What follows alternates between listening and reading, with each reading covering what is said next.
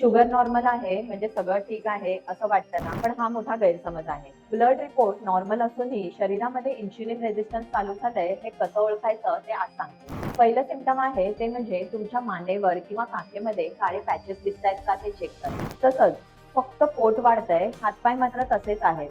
हे सिम्पटम असेल तर नक्कीच शरीरामध्ये इन्शुलिन रेझिस्टन्स शरीरावरती कुठेतरी बंप किंवा काहीतरी टॅग्स येत असतील तर नक्कीच तिकडे प्रॉब्लेम असू शकतो. तिसरं सिम्पटम म्हणजे वाढलेलं ब्लड प्रेशर. इन्शुलिनमुळे बॉडीमध्ये सॉल्ट आणि पाणी रिटेन होत जातं आणि त्यामुळे ब्लड प्रेशर वाढू शकतं. चौथं सिम्पटम आहे ते म्हणजे महिलांमधला पीसीओडी किंवा पाळी इरेग्युलर होणं. आयुर्वेदामध्ये या सगळ्याच गोष्टी अग्निमांद्यामध्ये येतात, म्हणजे डायजेस्टिफायर लो असतो. त्यासाठी सोपे उपाय आहेत ते म्हणजे मॉर्निंग वॉक, म्हणजे सकाळी 30 मिनिटं किंवा 20 मिनिटं तरी ऍटलीस्ट काढणं. तसंच रोज सकाळी आरशासमोर उभं राहून चेहऱ्यावरती किंवा बॉडीवरती कुठेही स्वेलिंग वाटते का ते चेक करा. वर दिलेल्या सिम्पटम्स पैकी एकही सिम्पटम जर तुम्हाला दिसत असेल तर आम्हाला कमेंटमध्ये सांगा, आम्ही तुम्हाला नक्की कनेक्ट करू. आयुर्वेदाच्या मदतीने ह्याला मुळापासून कमी करायचं असेल तर नक्की आम्हाला कॉन्टॅक्ट करा.